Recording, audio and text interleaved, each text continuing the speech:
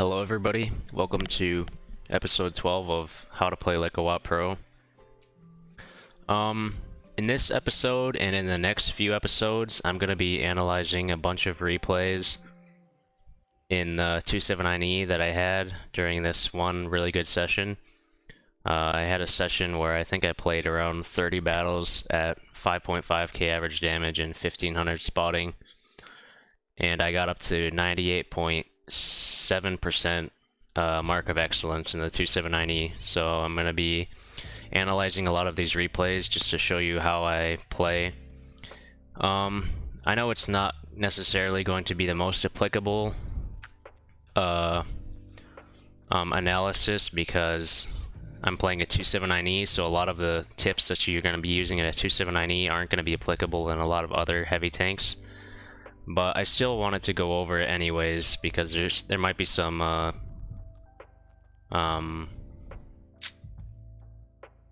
you might be able to use some of the tips in other tanks regardless, is what I mean. And if you have a 279e yourself, then I think you'll find it very helpful.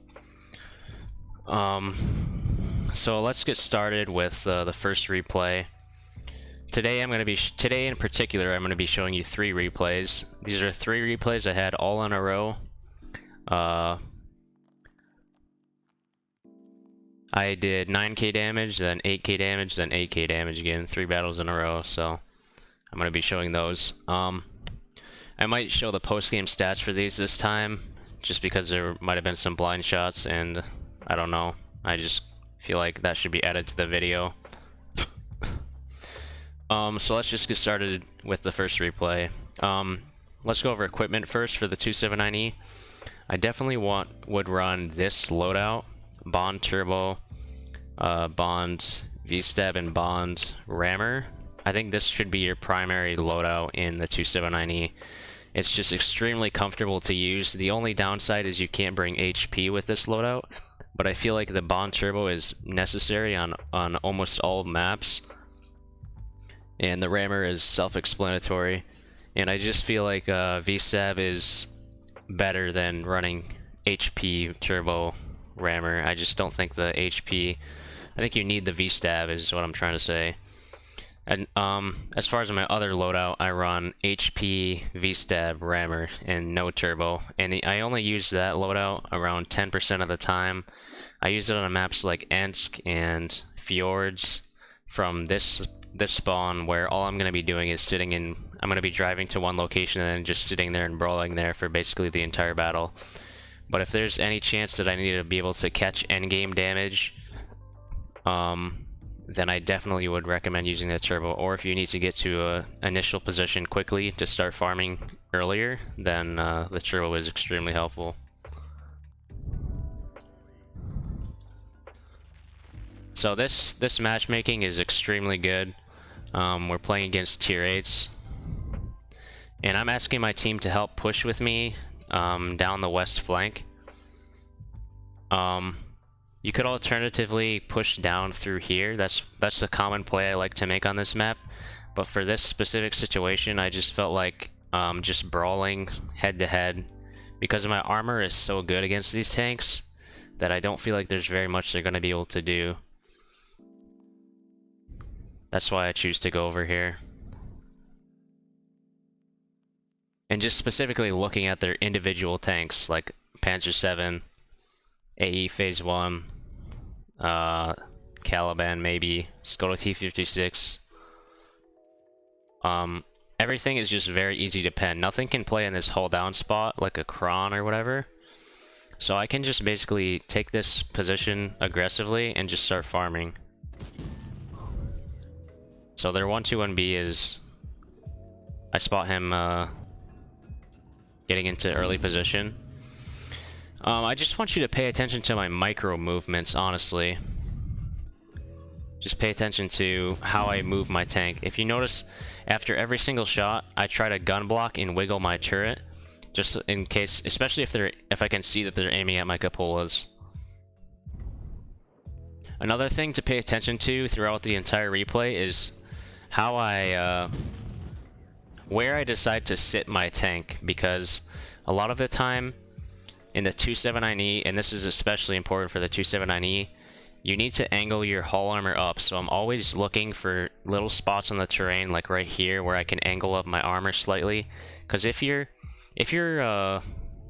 armor is angled more than your gun depression, so if your gun is aimed at them, and your gun is as far down as it can go, then your hull is very hard to pen at that angle. If your gun depression is below their tank, then they probably have a decent shot on your hull. That was a very unlucky shot.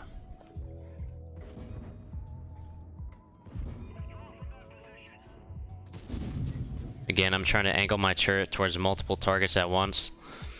One thing you can kind of do is, if only like one side of your hull is exposed, for example this side right over here, you can over angle that side, and there's a very small chance they're going to be able to penetrate, because they have to hit around right here in order for them to penetrate if they don't have a shot on any of this. So whenever you're baiting they can only see part of your hull, try to over angle that part of your hull. And here he's shooting down on my lower plate, so I'm trying to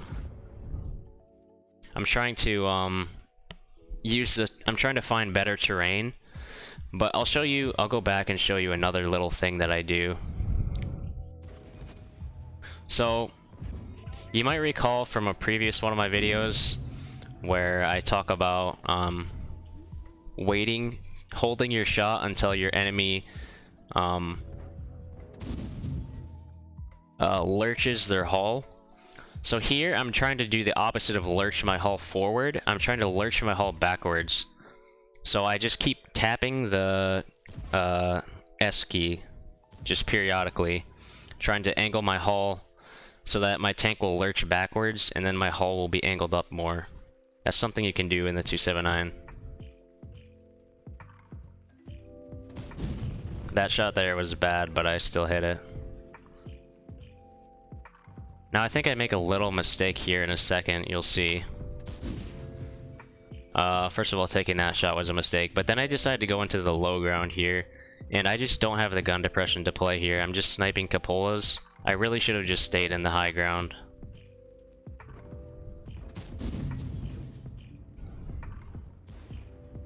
But regardless, we're still in a pretty good situation here. We're facing against a tier 9 heavy tank, which is always nice. And we're facing against a Panzer 7, which is basically just a huge meatball. The 121B is the biggest threat because he has 350 heat penetration, so I'm trying to get him out. I'm trying to prioritize him, I mean. And then about now is when I realized that I really should be playing in the high ground, because I'm not going to be able to do anything from the low ground here.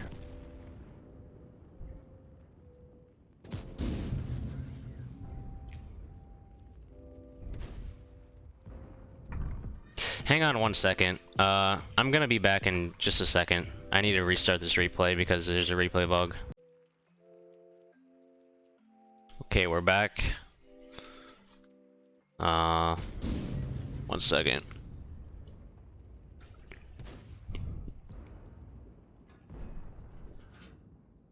So as I was saying, I'm trying to focus out this 121B if possible.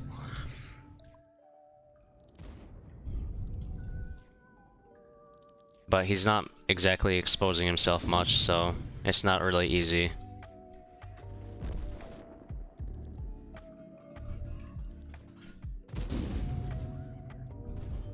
And now, this is very important. I look at the minimap, I realize it's just me and this M3Y, and now I need to back off. Because they have a Caliban here, and they could YOLO me if they wanted to. So I'm thinking about backing off right now. Luckily I hit that shot on the 121B. Didn't really look like a hit, but... Now notice what I'm trying to do here. The phase 1, he does have AP loaded, but I thought he had heat loaded. But if he had heat loaded, I basically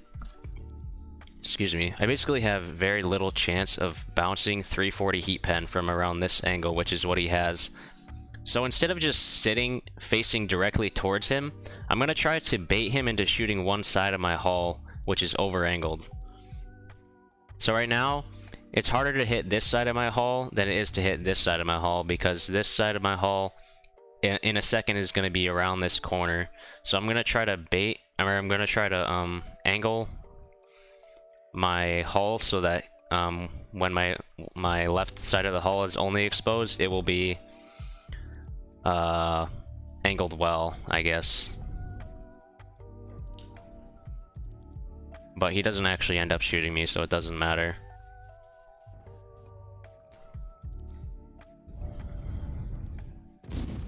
Here I probably should have gone for a track, but I was worried about not doing any damage.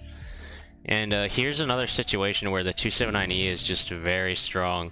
You're in a situation where your hull is angled upwards, and it's basically impossible for them to pen you. Even your cupolas are harder to hit because you're angled, because of the way you're angled.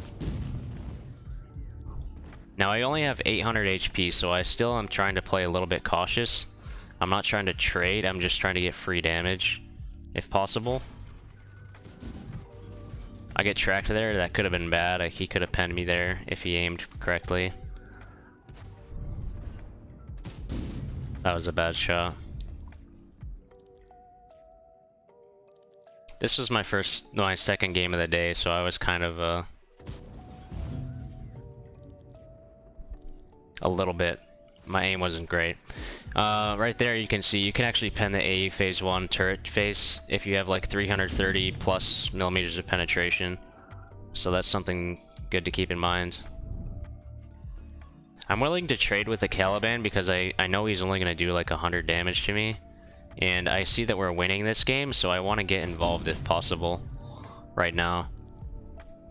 Because I killed 2 of their tanks here, so now we're actually up again.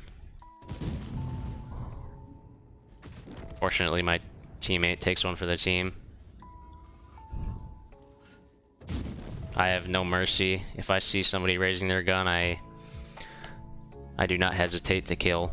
I'm going for 100% marks on this thing, so. Now here, I deliberately went wide around these bushes to try to spot this guy leaving.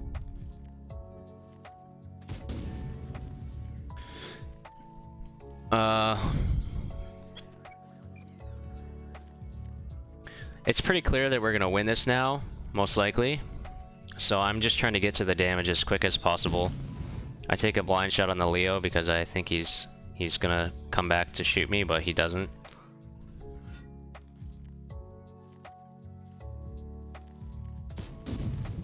I aimed that bad, but I still hit, so. Now I know they have an arty around the corner, so I'm trying to approach cautiously. I want to get unlit before I come around the corner, ideally. Because I am a 2-shot, so if the arty hits me and then the PTA hits me, then I'll probably die. Now I see that they have an unlit Skoda T56, so instead of going on the high ground, which would be the safer play, I decide to go on the low ground in case the Skoda T56 is AFK here. This is definitely not the safe play, because in general you want to keep the high ground so that you can't get flanked and die, but I risked it.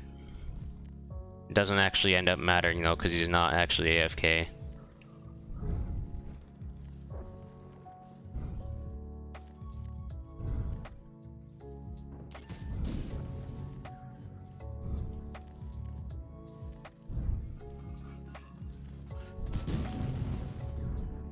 So yeah, overall this replay, honestly, it wasn't probably the best replay for an analysis, but I still figured I would cover it because I had like 3 super good games in a row, so I just want to show off a little bit. And let's go on to the next replay. I might show the endgame stats, but I'll probably do it at the end of the video, so. Okay, on to the next replay. We're on Serene Coast, tier 10 game, only 1 arty. They have a lot of heavy tanks, which is great. They have like 6 heavy tanks. I have 2 options here. I can either go C1 or I can go to this position here on the island. Now in the 279e you could honestly do both, either one. But since they have so many heavy tanks, I'm thinking that I definitely want to go here because I have a turbo loadout which will let me get to this position very quickly early on. and I'll be able to bleed them coming in. And the 279E in this position is very strong because of the armor. Another reason why I almost always pick the turbo loadout is just because of the reverse speed. Like, the extra HP from the HP loadout is nice, but sometimes you save HP just because your reverse speed is better. And your force speed in some situations as well can help. One thing I want to talk about, or just kind of ask you guys, is what kind of things you want to see on the channel. What kind of, what parts of the replay reviews that I've been doing do you like, and which parts do you think are unnecessary or just don't add anything? And if there's anything at all that you want to see on the channel, just please let me know in the comments, because I'm kind of just winging it, to be honest, so just trying my best. This is a position here. It's an extremely strong position. You can take this position in any heavy tank and even some medium tanks like the STV-1. No idea how that bounces. That's just very unlucky. Now, I'll talk about target selection here for a second. I want to focus these tanks, these two tanks here. Now, why would I want to shoot them as opposed to any of these guys? Well, besides the fact that they're just in the open. I'm worried that they're going to push like this. And it's not a huge deal if they do. But if they do push like this, then it just means that I have to deal with somebody one-on-one rather than just fighting them from cover. And I don't want to get pushed out. And when I saw this many tanks here, if you see this many tanks here, you have to be looking at the map and say, do I have enough teammates here to support me? Because if you don't, you need to run immediately. If you only have like 2 guys behind you, you have to get out of here like right away. But I looked at the minimap and I saw that we have lots of tanks over here. This is a really weird game, by the way. There's literally 0 tanks at C1. That's so weird. But yeah, I knew I could stay, so.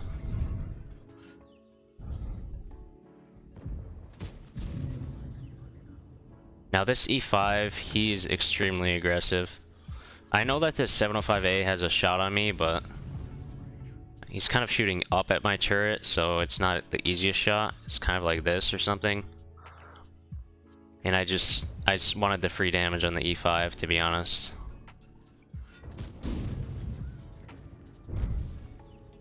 Now I'm gonna decide to focus this guy because he's just gonna be a thorn in my side if I don't just deal with him right now. Now unfortunately he timed his shot perfectly so that he could pen my upper plate. He waited until I lurched downwards and then shot me as I lurched, which is what he should be doing.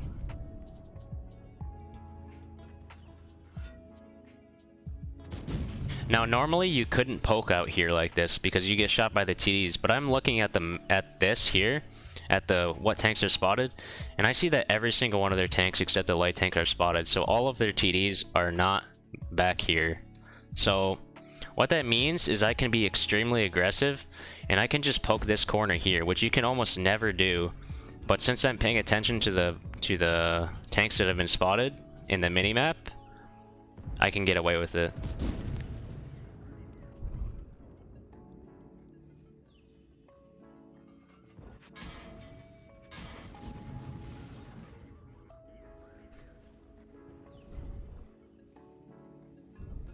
I know the IS-4 kind of has a shot on me, but I'm just kind of risking it because it's not a great shot on me.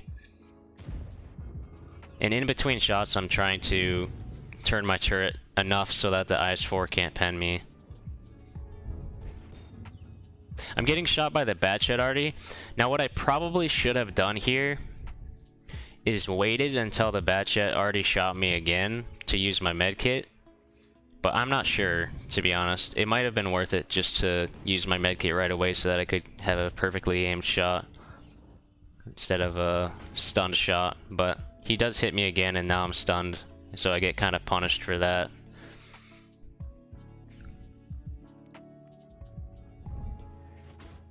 Now notice how I'm poking around these corners. I'm not just whipping it forward, shooting, and then backing up. I'm going around really slowly so that my shots are are fully stabilized, and I'm not poking until I'm reloaded.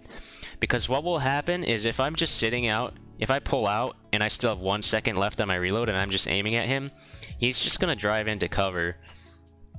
But if I poke out and then I'm loaded and I just snapshot immediately, he has no chance to go into cover. So I'm kind of baiting him into not going into cover by playing like this. There I poked a little bit too early, but it still worked out.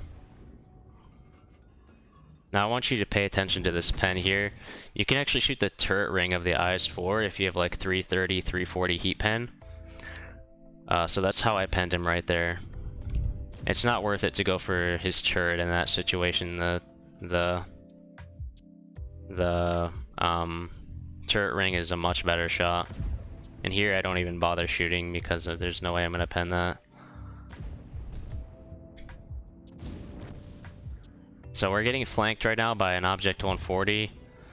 I want to bounce this IS-4 before I go over if possible. So I angle my hull upwards and I bait a shot and then I go for the 140 instead of just taking the hit. And since I'm going for marks, I try to get a tracking shot here. Very good tracking shot. I think I have all spotting though, so, or mostly spotting, so the tracking wasn't completely necessary.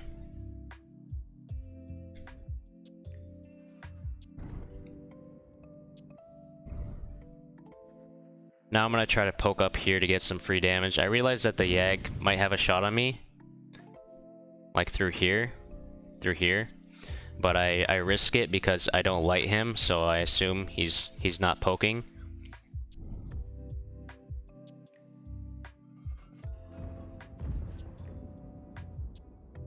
And notice how long I'm taking to aim some of these shots. If I'm not confident in my aim, then I will hold my shot until I'm pretty much guaranteed to get a pen. Or guaranteed to hit, I should say. Now I'll show you something again a little bit interesting. I'm trying to bait this 13105 into trying to run. And I'm doing that by turning my turret and my hull. Turning your turret is kind of like the half-assed way of trying to bait people into the open. But if you turn your hull as well, then they see that they have a clean shot or whatever. And they're more likely to poke, I guess. It kind of sells it. And now our E100 is pushing around and I hit a very nice flick on that guy. Now I see that the Yag is somewhere around here because I see the minimap. And I want to get above him and shoot down on him.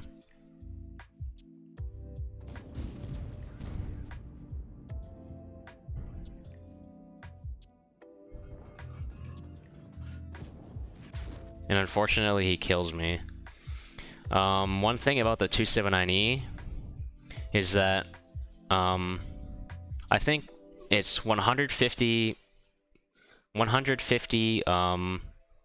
caliber guns and higher will overmatch the bottom of your tank. So they don't actually have to pen your upper plate at all. Even though my upper plate was extremely angled here, he probably could pen my upper plate, to be honest, from this angle, but what probably happened is he just hit the bottom of my tank and overmatched it. So that's something you have to watch out for in the 279e, especially with 183s and 4K5s and Yag Panzers. So I actually die, but I still do 9k damage. I actually did 2 9k damage games in an 8k damage game, not a 9k and 2 8k, so pretty epic session. Alright, let's just go on to the third replay now. Okay, on to the third replay.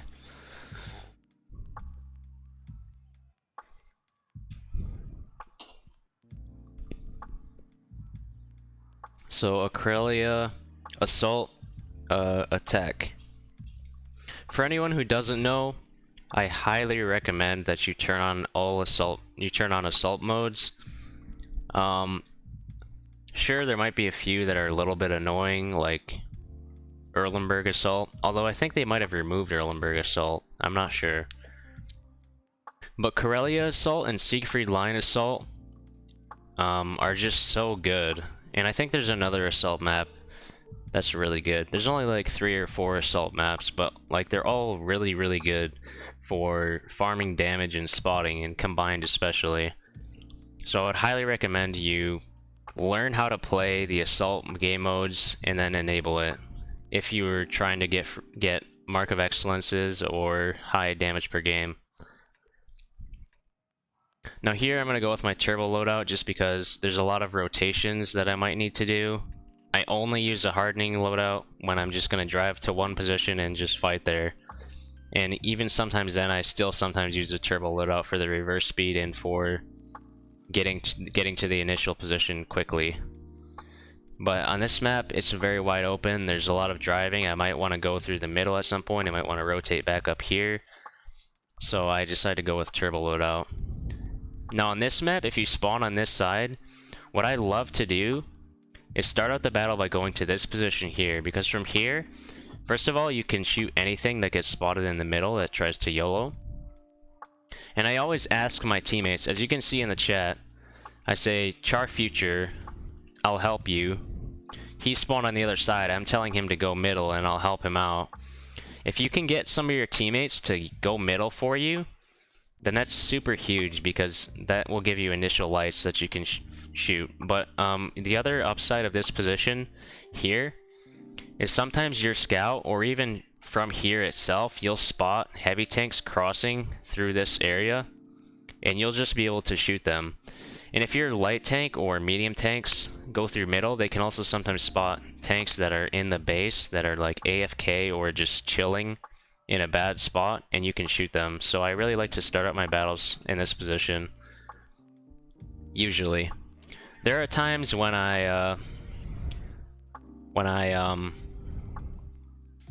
go middle right off the bat, but not always. It's hard to explain when and where. It's really situational whether I decide to go middle right away or not. Going middle right away honestly would not have been a bad play at all in this matchmaking, but I just wanted to see where the enemy deployed first and where my teammates deployed before I decided to go middle. Now I was thinking that I most likely will go middle. I'll just start out up here, and then after I get my initial shots I would rotate. You take this pathing here, and then you get unspotted, and then you go up through here, and you just use the rocks and bushes one by one to get to this position here. But the reason why I choose not to go middle this game is we only have a singular tank in K2. And the real advantage of being in the middle is that from here, you can shoot tanks that are getting proxied right here. But if your team doesn't push up here to proxy them here, then you aren't going to be getting those shots. And since we only have one guy here, I know that we're not going to be getting shots here. So I'm already thinking that I'm probably not going to go middle this game. There are still other things you can do from the middle, so it's not a bad thing. But another thing you can do from middle is sometimes if no one's here in this position here, you can move up right here and you can shoot into the backs of the tanks right here. But we only have one tank over here as well. And so you really need your team to be pushing them back from the corner here into this place here for you to be able to shoot them from here. And since we don't have any forces on this side or on this side really, the benefits that you get from going middle are just not that great. And so I'm going to choose not to go middle this game. But for now I'm just sitting around waiting to see what will happen. I want to see where more of the enemy tanks are before I decide where to go. What the hell is going on? Okay, I figured it out. That TS5 there lit me while he was crossing. You have to be careful if you get lit in this position because you can get shot from tanks back here. But it's usually pretty safe. I see that our T10 is all alone. And since I'm a big strong 279e, I decided to come help him out and help contain this flank.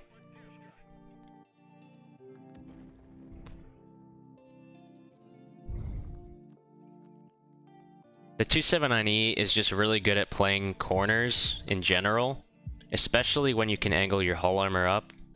And so I'm really thinking about playing this corner here and just poking the corner and shooting them, which you can get away with in a 279e. You can't get away with it in something like a Chieftain because the TDs in the back will just fuck you, basically. But since it's a tier 8 game, so they don't have anything like Sturv or 4K5 or Jagdpanzer U100, the only TDs that can really snipe me are a Scorpion, so I'm not too worried about playing on this corner. The Scorpion's gonna have a hard time penning me. So that's where I'm headed, but on the way I find a free TS5, and that was a very, very unlucky shot.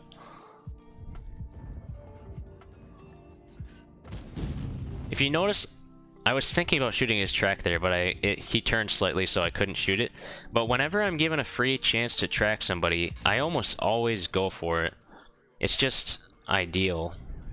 Now if you paid attention to what I did there, I locked my turret right here for a second when I didn't have a shot on this guy, just so that I was well angled to both anybody who's sitting over here and to this guy.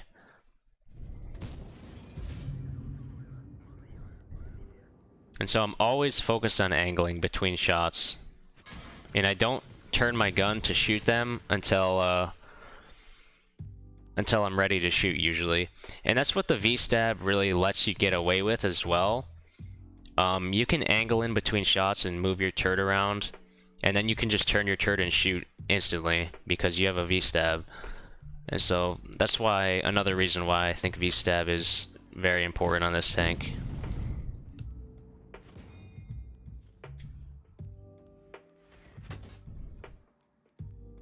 Now I don't use my medkit here, so I'm almost positive that Artie's gonna hit me again. And since I had a fairly long drive to get from this position here all the way to here, I just decided to hold my medkit. And I'm going around the corner slowly to preserve my bloom. Now look at how I go around this corner. I don't just go around like this. I go around like this because there's this little bump here, and it allows me to angle up my hull, so they have almost no chance of penning me. And if you can tell, like I said, you can tell how well your upper hull is angled by just looking at how far down your gun will go. So right now, my gun will only go down to this. If my gun could go all the way down to his lower plate, then that would mean that my upper plate is not angled well. But since my gun depression is above him, it means that my upper hull is well angled. So that's just kind of how I gauge how I'm angled. How well I'm angled, I should say. They're not the best shot, but I feel like that probably should have pinned. I don't know what happened.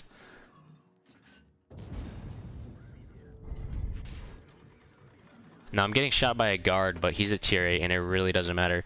And now look at how what I did there. This guy, he's gonna have a really hard time penning my upper hull here. He can pen it, he just needs a decent pen roll. But it looks to me like he might be aiming for my right cupola. And so what I do is I turn my gun right, because that will in turn rotate my cupola around slightly, and it will also put my gun in front of the cupola so it's harder to hit. So the cupola is more around the corner because of the rotation, and then the gun additionally blocks some of the fire. And this isn't just something you can do in a 279e, you can do it in any tank. Now there, I tried to time it so that he drove forward and lurched his hull forward so that I would be able to pen his triangle on his hull, on the edge of his hull, but I think I got a low pen roll. I think that probably should have penned, it just didn't. But I should probably just be like being more careful with my shots and just going for his lower plate here. Now here, I'm at a really bad angle because they can shoot down on me slightly. This is not a... This angle here, they can pen that if they aim correctly. So my only real chance of bouncing them, if I just point my armor directly at them, they're gonna pen me anywhere in the frontal hull. So my only chance of bouncing them right now is to try to wiggle and make them hit an over-angled part of my hull. And if they're aiming for my cupola, which it looks like this guy is, I think he's actually aiming for the guy behind me. But I thought he was aiming for my cupola, so I start wiggling my turret. As you can see, he actually was aiming at my cupola, but he missed.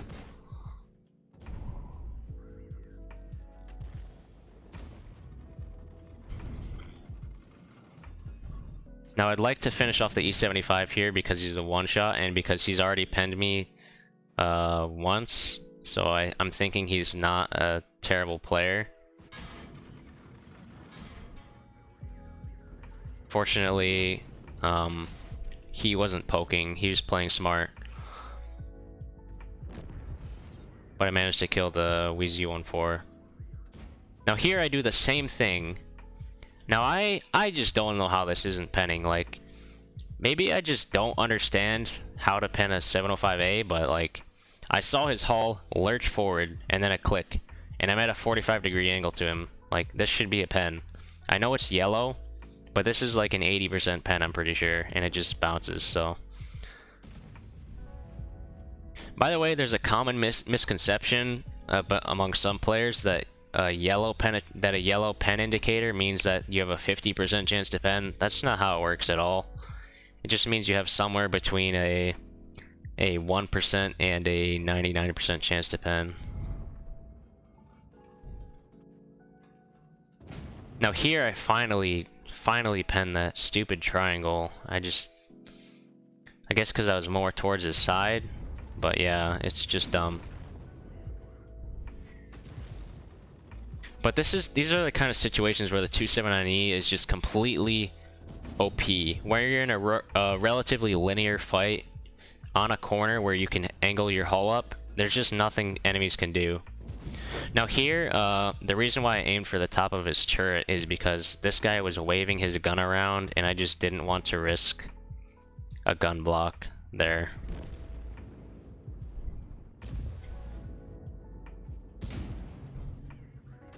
Now I'm not worried. I knew that this guy fired once. I'm not worried about taking another shot because this game is basically over and all of the damage is on the other side of the map, so I need to really hurry.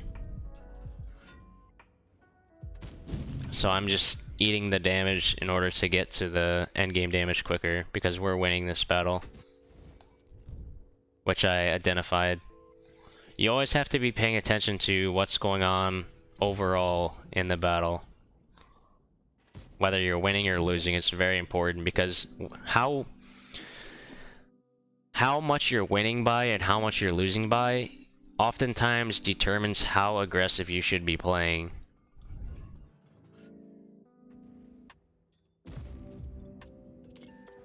That was a terrible shot. I am bad. These are the kind of shots you can't be missing if you want 100% a 279E. You just can't miss those kind of shots. Those are like free.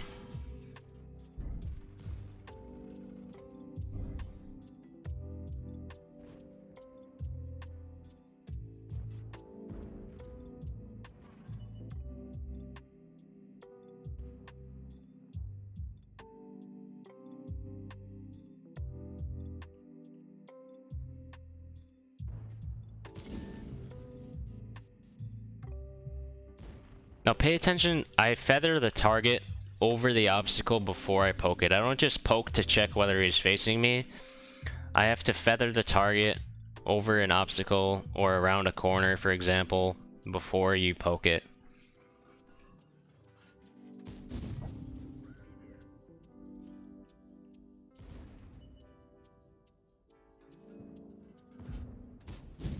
That was unlucky.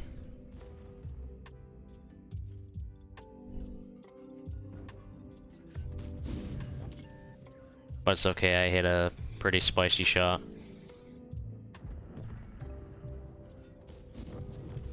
There we go. I don't know if I hit a blind shot or not, but 8.6k, 2300 spotting. Pretty epic. 6 kills.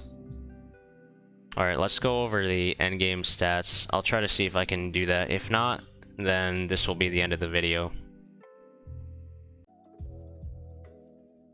Okay, so first I figured I'd show you the session I had during this when I got to 98.68, 5500 combined, 1500 or 1500 combined, 5500 damage, 1500 assistance over 23 battles. I thought it was more than that, but whatever. And then here were my overall stats after that session. 5100 average damage, 900 spotting. I want to get this up to like 5300 damage. And then for the post-game stats, first we had Fjords. Please open.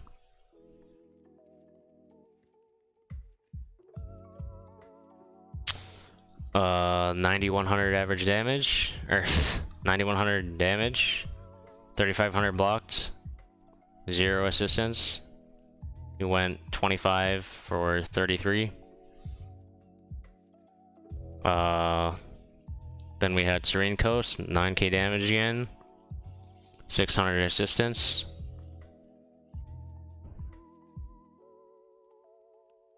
And by the way, I was losing a shit ton of credits playing the 279e. I lost like 4 million in one day. I lost 70k this battle, even though I hit like almost every single one of my shots. And then for Corellia, I got some assistance this game. 8600 average, 8600 damage, 2300 spotting. Not sure if there were any blinds or not, to be honest. I don't think so, but I lost 100k credits, so yeah, that's what I get for playing 279e. But anyways, thanks for watching. Let me know if you want to see more of these replays. I'm probably gonna just upload them anyway, regardless of whether people are interested or not, just because I feel like it. But when it comes to this series as a whole, please let me know what you want to see and what you don't really care for. Are there any tanks you want to see? Do you prefer tank reviews, which I haven't really done yet, or do you prefer just replay analysis? Do you prefer the videos where I have like certain themes, like tracking, blocking, etc.? It's harder for me to do those because there's only so many themes you can go over before you kind of run out and you're kind of just grasping at straws. Like, I could make a video about how to use camo, but I don't know how much content I could really fit into that.